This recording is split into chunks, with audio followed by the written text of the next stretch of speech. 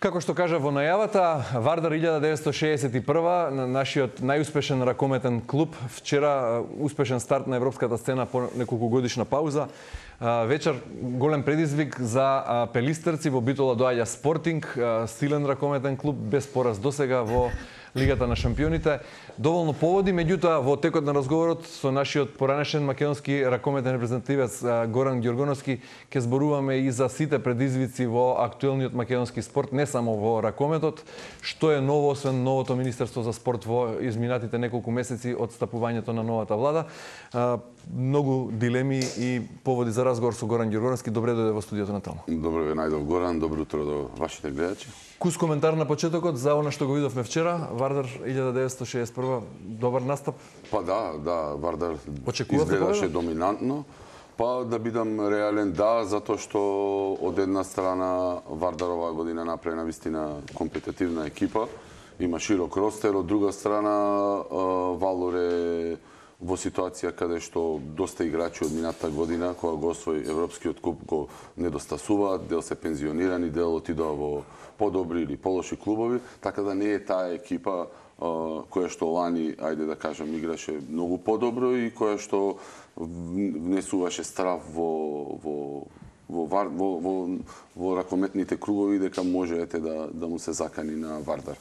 Вардар вчера можам да кажам дека не изненади со нешто, некоја поставеност во играта.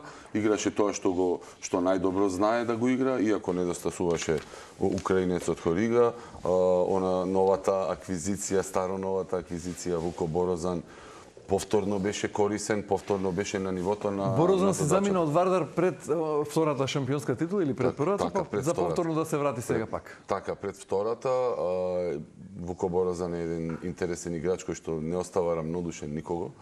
Свој, да кажам, значи го познавам и лично, детенцето негово е во нашата школа, кај што значи тренира навистина е специфичен и кога си заминуваше предизвика бура од реакции и сега кога доаѓаше истото, но му се случија многу работи во животот, имаше подеми и падови од еден играч кој што дојде на барање на Лино Червар во Металург, како можам да кажам најперспективен лев бек во Европа со сите своји предиспозиции, па до тоа што се случи со Вардар кога го напушти во ситуација кога Вардар не беше баш во најдобар во смисла на финансии, но покажа Вардар дека сето тоа е во некоја рака. Ако не грешам, не игра ни за црногорска репрезентација. Беше на минатото, доби шанса, но пак ќе кажам, нема некој континуитет. Беше и во арапските земји, смена клубови, беше на почетокот на минатата година и во Загреб, па се врати дома. Еве го во Вардар, јас кажав и во една друга прилика дека ова е сега можност тој да се рехабилитира и да покаже дека, условно кажано, созрел и дека уште има што да му даде на ракометот. Следни противници на нашиот најуспешен клуб, ракометен клуб, се Мелсунген германски, потоа во Скопје Порто го дочекуваме. Дали со победата вчера тргнува Вардар на патот кон враќањето на старата слава или е прерано да се каже? Не, тоа е многу тешко да се каже. Значи многу други фактори се важни сега во Вардар, пред се финансиската стабилност која ќе биде важна.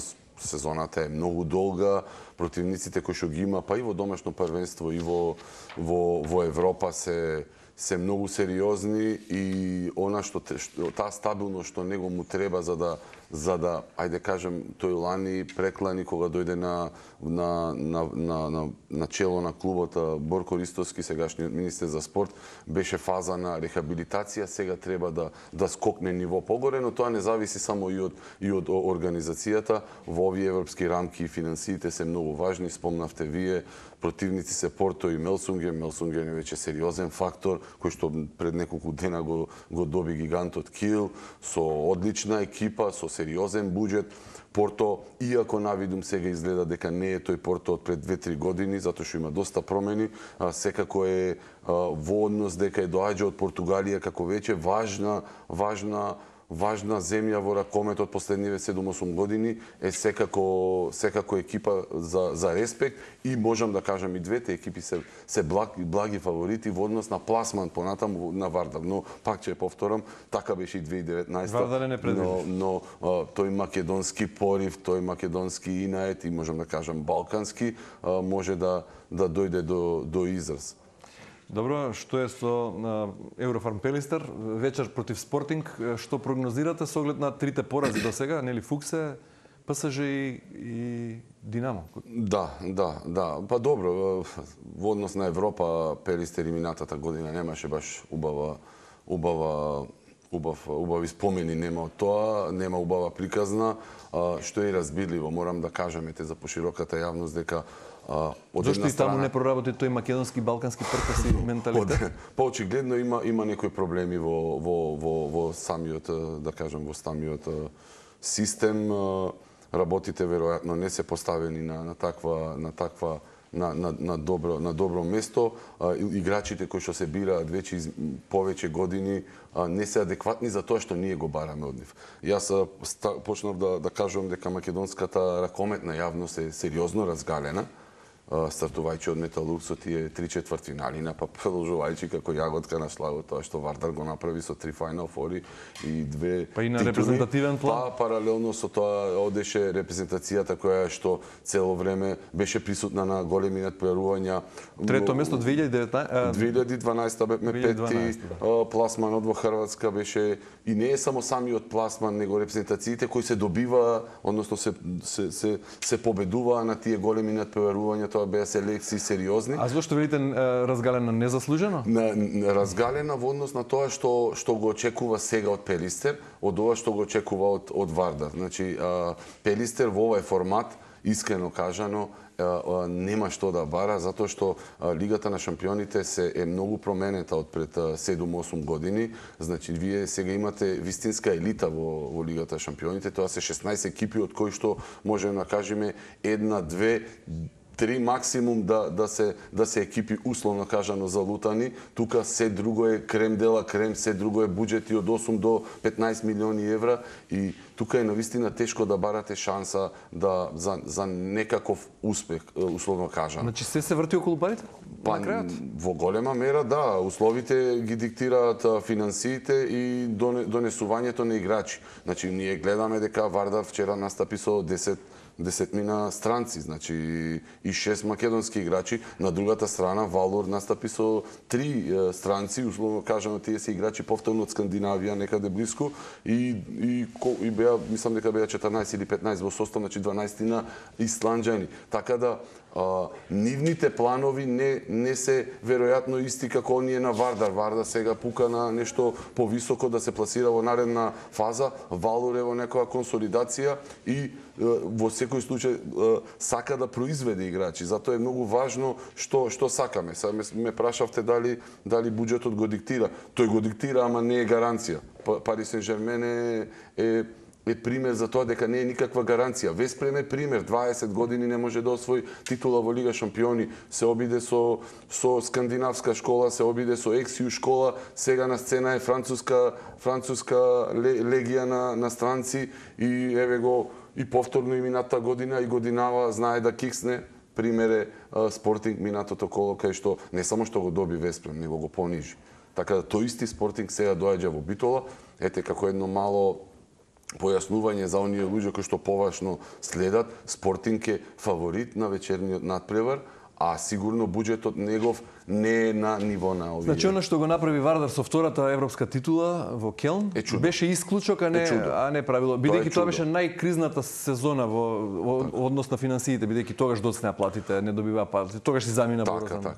Видите, сега атмосферата внатре ја прават играчите. Јас неколку пати имам повторено. Структурата на играчи што ја имаше Вардар тогаш, начело со Столе Стоилов, како човек кој што ја чуваше со облекувалната. Тука беше и Тимур Дибиров кој што веќе беше оддомачен. Значи, едноставно тие играчи А гледаме и вчера иста ситуација, кај што играч кој што е вчера дојден, условно кажано, во клубот Тунижанецот, или да речеме играчи кои што од минатата година се тука португалците, гледаме на каков начин тие се однесуваат према дресот со Вардар, и тоа е атмосфера која што ти ја начекуваш во клубот и од која не можеш ти да се однесуваш поинаку од тоа што го налагаат условите. Тоа веројатно го нема во Битола во моментов. Значи нема таа база на играчи кои што ќе ги пречекаат странците и ќе им објаснат условно кажано дека тука треба да се гине за овој дрес, тука има публика која разбира ракомет, тука има ова е клуб кој што правил многу големи резултати во минатото, особено во таа најквалитетна југословенска лига. Овој клуб произвел играчи кои што биле многу поголеми од вас, вие што сте дојдени тука и не смеете така да се однесувате. Мислам дека тука е клучот на разликата меѓу овој Вардар и овој Пелистер. Што да очекуваме како разгалена ракометна јавност во однос на настапот на светско првенство во јануари 2025 за неколку месеци е таму.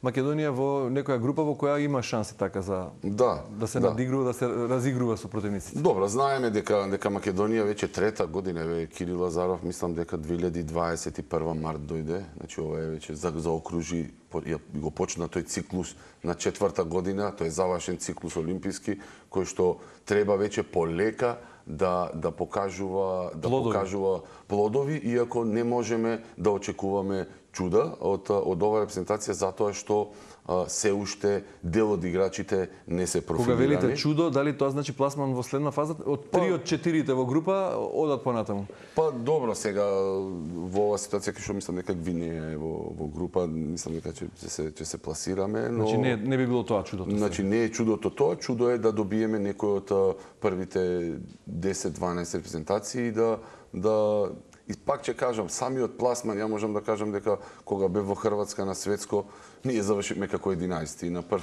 поглед тоа не е нешто што некого треба да го радува, но во патот кој што го одевме, кај што ние Полска ја совладавме, една најквалитетна Полска во тој момент. Претходно Исланд го елиминиравме во баражот, вице првак олимписки неколку месеци подоцна со Стефансон и така натаму. Значи патот кој што го одевме ја подигна атмосферата во Македонија, а на самиот настан ние и Полска ја совладавме и Русија и бевме егал буквално со сите репрезентации на тоа светско. Така да јавноста треба да очекува само добар пристап, добра борба.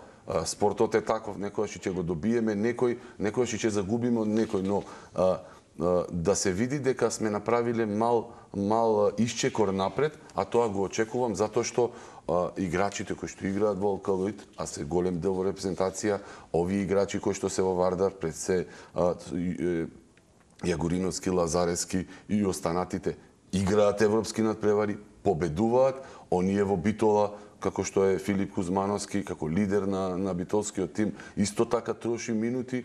Очекувам дека ова репрезентација веќе треба да фати приклучок во она генерација, како на генерација која што беше со Лазаров, Мојсовски, Миркуловски. Ѓоргоновски, за да не бидеме разгалена јавност која очекува поголеми успеси во спортот, не само во ракометот, туку и во фудбалот, од она што реално можеме да го постигнеме како мала земја и по број на население, и по финансии, и по инфраструктура, што треба да се направи во спортот? Сме правеле многу пати дебати на оваа тема, сме правеле како земја стратегии, сме имале разни политики и разни владини програми. Имаме ново Министерство за спорт неколку месеци.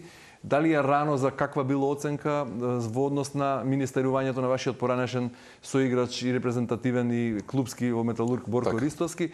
Што е направено добро во овие месеци, а што треба да се направи со оглед на тоа што немаме јасна уште видлива цел каде треба да бидеме во 2028 по 4 години од мандатот? Прво, ме прашавте вие претходно од однос на успехот, многу е тешко да се каже што е успех. Значи, ако успех е да се освои Лига шампиони или да се игра во Европа на некое ниво повисоко, тоа е јасно дека Македонија тоа тешко може во иднина да го постигне ако нема сериозна државна помош, ако државата не застане зад одредени клубови. Сега ќе се вратам на она прашањето што го кажавте.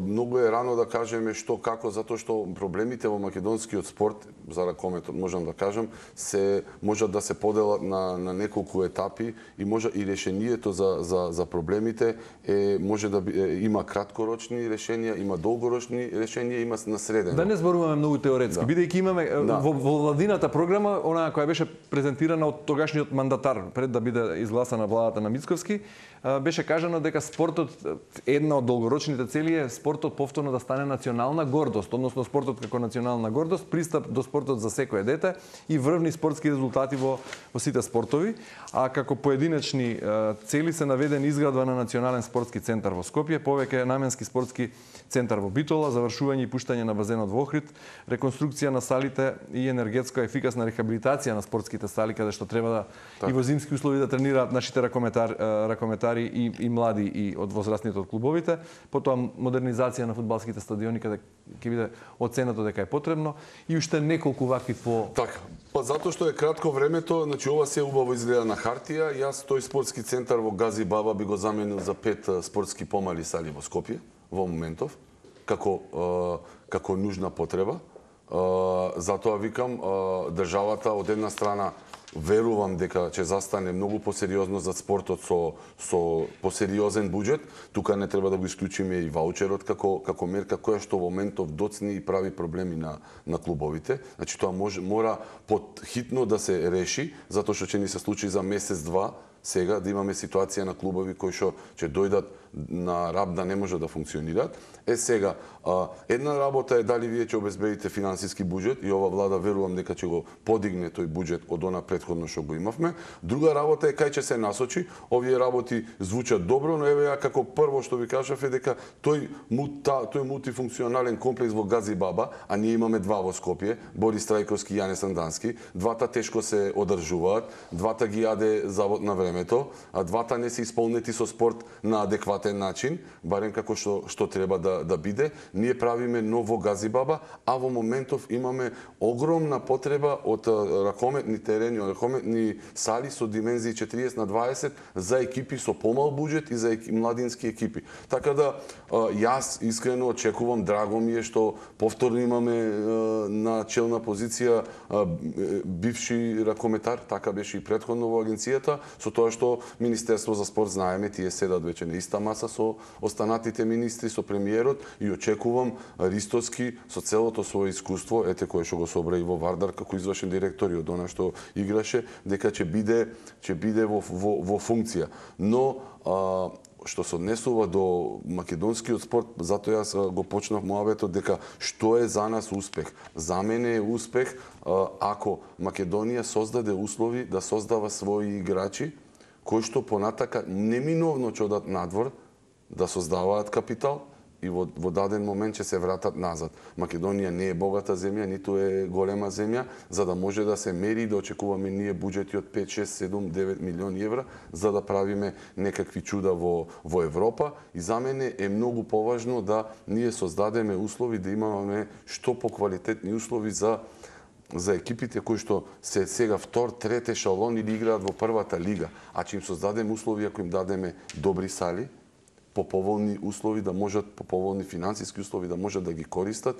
да имаме развиени младински лиги и сега пак ќе кажам, на краток рок што можеме да направиме? Можеме да го смениме системот. Са конкретно зборувам за ракометот, за другите спортови, но не сум тој што може да каже. Ние мора да го промениме системот, да внесиме младински категории од најмала возраст, за да можат децата да ги задржиме во ракометот и да создаваат искуство, да ги анимираме. На средни патеки ние мора тренерите да ги надградиме, не да ги едуцираме, да ги апдейтираме. Ракометот се смени. Ракометот, за моменталниот ракомет бара други профил на играчи. Ние мора така да ги тренираме нашите деца за да бидат подготвени. Затоа ние мора да ги апдейтираме тренерите. За да ги апдейтираме тренерите, ние мора да донесеме тука луѓе од надвор кои ќе прават семинари, кои ќе работат, тоа е работа на федерација. Мора да привршуваме времето. Од друга страна, на долг рок инфраструктурата. Кратко само прашање, ве молам кус одговор, мораме да завршуваме. Ако сега за да имаме видливи резултати по 4 години, по еден олимписки циклус, ако сакате, дали работите што сега почнаа во овие неколку месеци ветуваат добри резултати по 4 години? Горан, премалку видовме, прекратко е времето. Најавите се добри.